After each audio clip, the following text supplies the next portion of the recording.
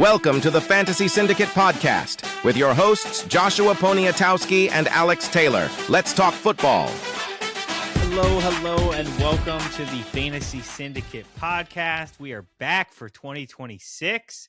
We're gonna drop some top 10 takeaways for the fantasy football season going into next year. Things that you need to remember before the upcoming draft. I know the season is over. You all probably aren't thinking about fantasy, but this is the time when you need to be grinding because everybody else is taking some time off. They can't catch you sleeping, you know? You can't be falling asleep at the wheel. Fantasy is a full year-round thing. I'm sure, wives, significant others wouldn't appreciate that, but yes. And then my wife wouldn't. I thought it was over. Yeah, it's never over. Never over. Before we do that, all year we were talking about the JSN Jersey Giveaway. So if you commented throughout the year, we got the drawing happening right now. Alex has all the good names in that big old massive bowl he's got there.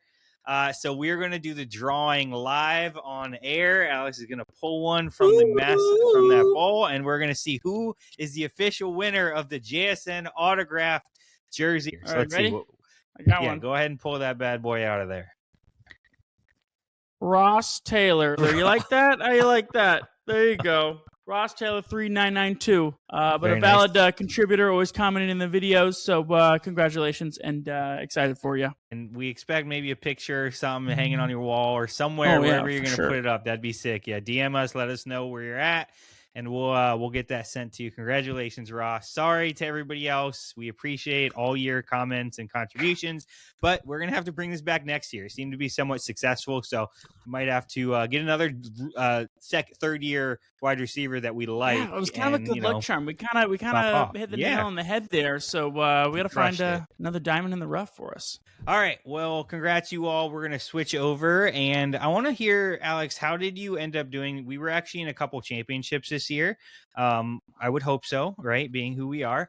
But how did you end up faring in the championships that you were? Not good. I got Bijan hard in one of them. I had the lead going into the Monday night, had a 15-point lead with Puka also against only Bijan, and he exploded for like 40 points almost. So, yeah, I ended up with 2 second places and a third. So overall, I was happy with my performances this year. I had quality units around there, but yeah, no championships for me this year. But can't win them every time. How about you, Josh? Yeah, that's still a solid outing. In 3 leagues I was in, I ended up coming in third in one. I would also like to note that I scored 20 to 30 points more than the first and second place team in that league.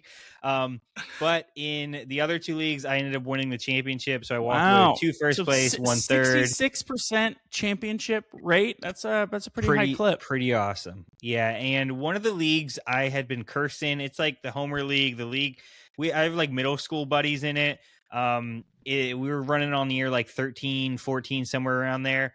I had been cursed, and I had been in the championship numerous times, had never won. And every year I would say, this is my year of making the championship. Like last year I made it to the championship and ended up losing the chip. So I am like, that is just a huge weight off my shoulders to finally have that and get that. I'm sure you were insufferable in the group text, just I was very graceful about it. I am going to record a video because we buy a jacket, kind of like the Masters jacket, and it's like a maroon jacket that we buy. And every year somebody wins, like you pay for the jacket the first year from the winnings. But after that, you pocket the money, and we send a patch of like the year that you won it, and you just add it kind of to the jacket. So it's a cool little tradition that we started where once you win, you get a jacket, and then you get, patches kind of like a crazy patch jacket. That. The Masters kind of the patch on the back, on the sleeves, kind of wherever. Like, wherever you want to put it. Do people get to pick where they put it? Wherever you want to put it. Yeah, wherever you want to throw it. So are the patches all uniform, or do people get to design their own patch? So the first year, it just says like fantasy football champion for that year, and then we haven't actually had somebody win it a following year, like consecutively in that type of manner since we've been doing it yet. So we're going to have to figure that out once that actually happens. But all right. I like it. That's cool. That's creative. All right. Well, we hope you all actually won a couple championships this past year from listening. If you did, let us know in the comments what you won, all that good stuff. But we're going to roll into those top 10 takeaways, the things that you need to know for the upcoming 2026 season. For me, number one, and I, said I wanted to go first on this so that I could share, because I believe this is probably the one and most important thing, is that you need to let the data drive your decision making. So I'm a firm believer in advanced analytics, and many times I feel like we get in our own way because like our feelings on a player, our perception about the situation. Yeah. And sure, there is situations, start sit advice, variance, all that stuff. But if you follow the data, you will more consistently win than lose. So on our website, if you want to check it out, there's actually 2 articles that I wrote about looking and doing a deep dive on hysterical data. I even recorded a short, so you can find that on our YouTube video or YouTube channel. But the first article was about how running backs win championships. And this was something, Alex, I'm just going to throw you under the bus a little bit. You pushed back, right? You pushed back a little bit. Listen, you always throw me under the bus, and that wasn't even the original argument. The argument was ADP, which was fact proven. ADP was a part of it. It was a part of it. Yeah. ADP was a part of it. Go on with your stuff. Yeah. Go on with your stuff. But so that article focused on how like running backs were the players to own, and by not drafting running backs early and often, you were bleeding points weekly. And I also discussed how the league was just injected with running back talent in 2025 from that deep class. Well, we are at the end of the 2025 season, and in half PPR, excluding quarterbacks, I went through and I looked at all the top scorers. The top 4 scoring players in fantasy were running backs. In the top 10, 70% were running backs. Top 20, 65% were running backs. In the top 30, 63% were running backs. Again, running backs win championships. And honestly, they're really deep too. Yeah, they're super deep. And I see this continuing going into next year. However, I am going to use the data. I'm going to let it drive my decision as we kind of do that ramp up for 2026. So that was the first article, was about running backs. And then the second article was about the tight end position. And again, I went back and looked at 8+ years of data about tight ends. And I said in the article that I wrote that we're in the tight end sweet spot right now. And it shows that fading tight ends in drafts doesn't hurt as much as it used to in later years. But if you were to hit on like a top 3 tight end guy, it can give you a positional advantage weekly. So it's kind of like it depends what your strategy is, and there's benefits. So you on could both do sides. both. You could do both. You could wait, you can grip and rip. Absolutely. But I think the takeaway is like, if you're not getting one of the top 3 guys, at that point you punt position completely, right? Yeah. So, I think that kind of was the mindset and the thought process after looking at the point total. Well, this is almost exactly what we saw in 2025. Trey McBride, Tucker Kraft, George Kittle. Like, obviously there was injuries concerns. Yeah. But if you, let's say, taking out all the injuries, if they would have been consistent all year long, you would have had a weekly 3 to 6 point per game advantage at the tight end position had they stayed healthy. And we saw that from McBride, right? McBride was a league-winning tight end. Yeah.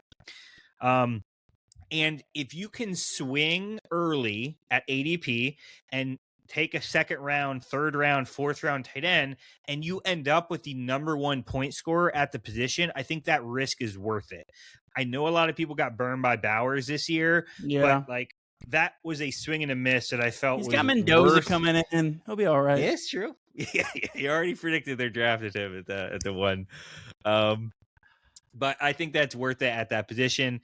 And when you kind of look at all the injuries, what ended up happening was outside of McBride, when you look at total points, there was only a 1 point per game difference between tight end 2 and essentially tight end 10 on the season. And this aligned with what we wrote, like how close these, tight ends were. Yeah, especially in raw numbers. He was almost like what 80 points higher than the next tight end too. It was insane. I mean, I was looking at, I'm put you on the spot a little bit because I was already looking at some, some sneak peek rankings for 2026 drafting. I mean, people got McBride going at the end of first round. He's kind of in like that Travis Kelce, that prime Kelce area where it's if he's that good, it kind of makes sense to grip and rip for him. Would you be interested in McBride at the end of the first round? Yeah, so I do not know. I've been thinking about that a lot lately. You love him, but that's a lot to give up. It's you're not giving up a late second or a third. You know, you're like, it's a huge pick. This is your first round and I would end up having to fade a running back too, which I just talked about. Like, I don't want to do that. You can't have both. Yeah. So I think it'd be tough. I don't know if I'll be 100% in on that decision. But I'm gonna have some clips from 2025, our like top 10 rankings, and from 2024, our top 10 rankings about McBride, and how I was like, every year I was like, you got to get value out of him. This is gonna be the last year you do it. Next year he's gonna be the first overall pick in tight end position. So I'm excited to go back and clip those and show them to you when we do our rankings. We also got to see, who his coach is, who his quarterback is. We'll see. Yes. We got a long time. We got like 7 months or whatever, unfortunately. So the curse of the too many touches strikes again. Before the season, we talked about how Saquon had an absolutely just been run into the ground the year prior. 378 total touches meant that he would be entering this season just a little bit worn down. And sure enough, that is exactly what happened. He finished with 870 fewer total yards, 6 fewer touchdowns. I wanted to see just how real this most touches curse is. So I actually look back at every player who led the league in touches and see how they finished in fantasy the following year. I went all the way back to 2011. That's 14 years of data for you, Josh. And here's how rough it was. Only once in those 14 years did the touch leader finish better than RB12 the next year. Once in 14 years. And that was Zeke from 2018 going into the 2019 season. The rest of the list was absolutely brutal disappointments. So what do we do with that information? Enter your boy CMC, who has led the league this year with 413 touches. This is also the third time he has worn the crown for most touches. The previous 2 times, he got hurt both times the next season, playing only 3 and 4 games respectively. CMC he's always just kind of been that ultimate dice roll, but going into the 2026 season, I feel like the outlook looks a little bit bleaker than normal. And I feel like his opportunities were just so massive, and his receiving upside, him being such a great pass catcher, he was able to make up for it. But if you watched him on the ground, he wasn't, I want to say, the same insanely explosive running back that we are typically used to seeing. He got the job done. So he was somebody I was contemplating trading it for Dynasty because I wanted to win the chip in that league. I ended up pulling off anyway, but I was worried about 2026 outlook. So yeah, it'll be interesting when we get there. But maybe he's been getting healthier because he's coming off that injury. It'll be questionable moving in 2026. And I want to take a look at that data for sure. I'm interested to see who the players were and what that looks like. So if you got it. I do got the touch leader of every year. Maybe take a picture of this. I mean, some of them, one of them was like Le'Veon Bell, and he just didn't play the entire next year. So that kind of he kind of held out, screwed himself. Terrible. Yeah.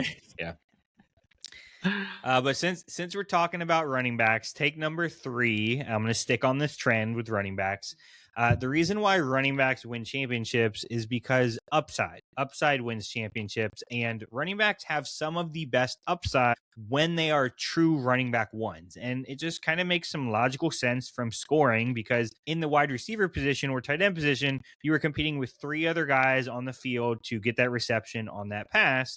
Whereas if you were a true running back one, seeing 60, 70, 80% of the on-field opportunities, you're the only guy. That is the option. You're the one scoring touchdowns in the goal line when they're getting opportunities. You're all over the field. So less competition typically. So there are essentially 4 things that I am going to be focusing on when I'm looking at running backs moving into 2026. Number 1 is opportunities. I ran a correlation model to see what from 2026, what was the most consistent thing that showed up that correlated with fantasy success and correlated with fantasy points. And it was opportunities. It was running backs being on the field. This means we need to do our best to try to avoid committee backfields. For example, Kenneth Walker, Trevion Henderson, RJ Harvey, these guys were, I think, top 5 round running back situation. Yeah. We knew going into the season they were in split backfields. Granted, some of them worked out, right? RJ was a great ad later in the season. Value, but Henderson came in, it was a strong push later in the season, but you had to wait 11, 12, weeks before that actually happened. And Kenneth Walker was just, you could not guess when he would have a week. So being aware of those splits because you're not in the field, you're not scoring fantasy points. Second is the offensive line. And we saw this early and often with a lot of running backs, and we saw it late into the year. Unfortunately, this isn't really something you can predict all year long, but you can know going into the season who has stronger offensive lines based on their previous year's performances. And a bad offensive line doesn't just impact the running back position, it also impacts the quarterback, which impacts the offense. And that's my third thing I'm looking at is like the entire team's offense as a whole. Specifically, how many points are they projected to score, and do we expect them to be a top offense? A running back can still be productive on a bad offense, but it caps their ceiling. And when we're adding running backs, we want ceiling on upside. So we saw Ashton Jeanty, Breece Hall, Judkins, Tony Pollard, like all these guys were on the field. They're on the field a lot, but their teams just didn't score points. They couldn't block for them. They ended up not being viable guys that you could count on week in and week out. And the number one correlation when I ran my correlation regression model, the top 5 running backs this year was their usage around the goal line. So if a team is scoring points, they're getting usage within the 5, they're scoring more fantasy points. So that was actually number 1 on the list. And I know this is long-winded, but the last thing that I want to talk about is identifying teams we expect to overperform offensively based on their starting of the year projection. So for example, this past year, the Colts, the Jags, and Dallas were the top 3 overperformers, and they scored almost 110 more points on offense on average than they were projected to start the year. This led Travis Etienne, Jonathon Taylor, and Javonte Williams to all finish as top 11 running backs. This is where like we can find diamonds in the rough for running backs at late ADPs. And Alex, me and you, we identified, like we were all in on Dallas all offseason. We were like, their offense is explosive. Their defense is going to be terrible. We were honed in on Dak, CD, Pickens. Dak finishes top 5 quarterback, I want to say. CD finished top 15. I think he was around wide receiver. And Pickens was a top 10 wide receiver. So we were like locked in on those guys. But we had blinders and we didn't think about Javonte Williams when we were like, hey, we know their offense is going to be great. About the hype. Yeah, we were like, all right, he's not going to kind of be the same guy. But because the offense was there, he had good usage. He ended up being a top 12 fantasy running back. So I think there's value to be found and something to consider moving forward at the running back position. Yeah, that kind of leads into my next, my number 4 point is that sometimes it's not even just like the player, is the player good or bad? It's like, it's the coaching and the scheme that player is in. And sometimes it changes. And then you might have like these pre ideas of a player not being that good. And he was just not in a scheme or being coached in a way that benefited him until that changes. And then it's like, oh, wow, he can do a lot better than we kind of thought he could do. Clearest example is, you kind of touched on it, Liam Cohen moving to Jacksonville. We watched the Bucs just completely regress after his departure to the point where the new offensive coordinator, Grizzard, is already fired after 1 year. Meanwhile, Trevor Lawrence and ETN benefited from a full-blown offensive resurgence in Jacksonville. We saw it also with George Pickens. He escaped that slow, conservative Steelers offense and immediately flourished with that Cowboys vertical passing scheme. What about Jacoby Brissett finally given the green light to just let it rip, and was a great waiver ad. And then in Los Angeles, McVay recognized Devontae Adams as the nastiest red zone weapon in football and completely overhauled his play calling and made up a whole new package just for him. So that's where coaching matters, and it's something you really need to kind of watch out for. Thinking for 2026, we're still early in this coaching carousel. We don't know where people are going to land yet, so we don't have too much info. But a couple names I'm kind of looking out for. One in particular, Mike McDaniels. I'm going to target his positional players wherever he ends up. All 4 years in Miami, he had a top 6 player at either running back or receiver. So he has a stud. He has a stud every year, and wherever he ends up, I'm going to be focusing on that. Follow the coaches, follow the good coaching, the schemes, and then the players will fill in that and succeed. I'm excited to do the write up and deep dive on our coaches because we do one every year, and the coaches deep dive is always fun to look at. And we have a ton of data on Mike McDaniel, so I'm sure he's going to be a huge target for a lot of. Yeah, sometimes they're like random like college guys, and they're like, we'll see what happens. Yeah, we don't really know how he's going to do. But number 5 is to draft your guys, and I don't care about ADP or projected budget for a player. If you need to reach on a player because you don't know if they're going to get back to you, just do it. If you need to spend 5 or 10 more fab dollars to get the guy in an auction, do it. In auction drafts, I have found myself fading players because they are $5 outside of my budget, which it has honestly burned me almost every single year in that auction draft league. Go get your guys, ignore ADP, pay a little bit more for them. I would also like to add that normally fantasy championships aren't won or lost in the draft. You usually need 1 to maybe 3 just big upside cornerstone pieces on your team to win a championship. And then usually you fill in the rest as time goes on, making deals, making trades, those types of things. But I will say, draft for upside. Draft for upside. If you miss, maybe you hit on 2 of the 9 upside players that you shoot for, and then you fill in your team the rest of the way. So go get your guys, fade ADP, those types of stuff. So you're going to go for a real studs and duds approach, just kind of full send. Get like four top tier guys, and then just swing on a bunch of rookies and hope one of them hits. I do it all the time. It works out pretty well. Yeah. Works out pretty well. Point number 6. It was a really good year to trade for these slow starting stud players. We had a lot of panic a month into the season with first and second round picks not living up to their name. But to the cool heads who saw a buying opportunity, there were profits to be had. After 5 weeks, Derrick Henry was RB21. From that point on, he became RB6. After 7 weeks, Chase Brown was RB31. From that point on, he was also RB6. A.J. Brown was wide receiver 43 through 5 weeks. After that, he was wide receiver 8. And Jamar Chase was only wide receiver 21 through 4 weeks. Guess what? After that rest of the season, wide receiver 3. So moral of the story, give your studs some grace if they're on your team, and maybe strike a deal if they're not on your team to kind of get those slow guys, because it takes a little time to kind of get rolling there. The only real outlier I will say is Justin Jefferson, because I did trade for him once thinking he was going to pop off. But man, that Minnesota offense was just a dumpster fire. So that one bit me. I got fooled by JJ too. I think Brian Thomas Jr. was also another one that people just if you trade that's true. Yeah. I ended up trading Mbuka around, I think it was week 5 or 6, and somebody else for BTJ and Chase Brown because I liked them. I ended up dropping so Chase BTJ. Brown worked. Yeah, but Chase Brown worked out as the season went on. So and Trey and Mecca was good. Guys. Number 7, drafting a quarterback early is officially overrated. Unless you are drafting Josh Allen, it makes sense to wait at the quarterback position, especially in one quarterback leagues. And honestly, it might be perfectly fine to do the same in Superflex and get more stud running back wide receivers early. I know that's a spicy take, especially in Superflex when you want to secure the bag at the quarterback position. But this year, Josh Allen was the only top 5 quarterback who met the expectations. I've faded him, I want to say 2 years in a row. Like when I say fade, I mean you like always hate him. He's not quarterback 1. He's going to fall off this year. Every year he is. He's quarterback 2, but every year he ends up finishing quarterback 1. So I'm done with that. But overall, my opinion on this might change going into 2026 as far as fading quarterbacks, but I honestly doubt it. And the reason being is because the new kickoff rule. I don't think a lot of people are taking this as seriously as they should be, especially for fantasy football.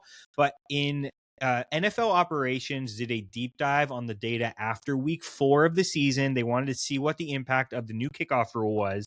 And I'm excited for them to do it now that the season's over. But essentially, this is what the results were.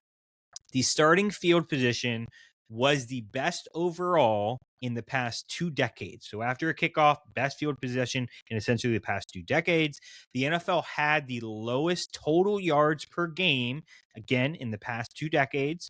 The total points per game jumped to top 5 in NFL history. They were only 1 point off of the all-time high in NFL history. And they saw the lowest average passing yards per game and first downs in the past decade due to this new kickoff rule. So in short, teams are getting better field position. They're required to go shorter distances before scoring, which is resulting in less passing yards. I also believe this is another reason why in 2026, running backs are going to continue to reign supreme because less yardage as far as the passing scheme goes. Quarterbacks aren't doing as much. They're able to beat the clock. They're able to run more consistently. So for me, the key takeaway for this is that while the passing attack is important, we also are seeing more scrambling and mobile quarterbacks in the landscape of the NFL. And guys like Dak Prescott, Jared Goff, Matthew Stafford are dying off. And mobile quarterbacks, Jackson Dart, Drake May, Caleb Williams, Herbert, surprisingly had a ton of, rushing yards, and like the list goes on and on. Think about all the rushing quarterbacks that we know about. This is becoming the norm. So when there's more running quarterbacks in the league, the floor essentially is higher in fantasy scoring because they're getting 30 to 50 yards and you're netting at least 3 to 5 points every single week. And then maybe he runs it in for a touchdown. So I think the gap in the top is shorter, similar to what we saw in the tight end position, because of these rushing guys and because of the new NFL kickoff rule. So I think fading quarterbacks in the upcoming year is going to be just as good because of how many viable ones there will be. It was a bad year for rookie hype in drafting. Yes, there were some rookies who brought some value, but I mean, no real league winners who just like popped off. And none of the high ADP rookies really lived up to the draft capital. Jeanty was a bust considering the second round ADP. He had his games. Hampton did look good. I mean, obviously got hurt. That kind of threw off his season. Tetero and Emeka, they did technically finish as top 20 wide receivers on the year, but both were kind of hot cold, had some runs where you weren't really confident really starting them. I mean, you had guys like Matthew Golden, Caleb Johnson, Jaden Blue, who just totally disappeared. So I'm not saying like don't draft rookies in 2026. I'm just saying I don't really think you want to be like reaching for them. At the end of the day, they're kind of just dart throws. I think just kind of hold back. Maybe at the end of your draft, just kind of whip off like a 3 or 4 kind of rookies at the end, just kind of see if one of them hits. But don't really, let's not overhype like we were going into this year. And I think it was because of last year that a lot of us got more dynasty brained, where we were, hey, let's draft these rookies. We know they bring upside. The running back class was insane. And the year before we saw wide receivers just go right. Brian Thomas Jr., Malik Neighbors, Ladd McConkey, like all these guys just want ham their first year. So I think that kind of impacted how a lot of people drafted this upcoming year. So I think that's a completely valid take. And the 2026 class is supposed to be one of the weaker classes coming in from a skill position situation. So, definitely I'm all on board with that take. For number 9, and this is going back to the data, man. I'm, trying to use this to use number 1 to drive the rest, but 7 of the top 8 fantasy wide receivers were either in their 3rd, 4th, or 5th year in the league. Davante Adams was the one exception to that rule. He came in at number 7. So I went back. I looked at the past 3 years of wide receiver finishes in half PPR scoring. I looked at when they entered the league and how many years they have been in the league. The reason why I focused on years in the league and not age, which I know age is a focus in Dynasty, but I looked at years in the league, is because I think years in the NFL correlates better with development and with growth, and age doesn't necessarily tell you how long they've been there, right? Neighbors is 21. He's been in the league 2 years or whatever the case may be. So it more correlates with the years in the league. And of players who were over the past 3 years, it led to show me that 60% of the wide receivers who finished in the top 10 fell into either a 3rd year, 4th year, or 5th year wide receiver. Top 20 was 51%. So when you're talking about the top echelon of guys, you got to be looking at year 3, year 4, and year 5 guys leading into 2026. These are some of the guys that qualify for next year. And some of these guys are going at a discount, honestly. Marvin Harrison Jr., Ladd McConkey, Malik Neighbors, Rome Odunze, Brian Thomas Jr., Ricky Pearsall, Rashid Rice, Zay Flowers, JSN, Drake London, Chris Olave, Garrett Wilson, Christian Watson, Troy Franklin. I'm already thinking about him as maybe a sleeper going into year 3, especially with Sutton getting older. Quentin Johnson and George Pickens. You ready for this hot take?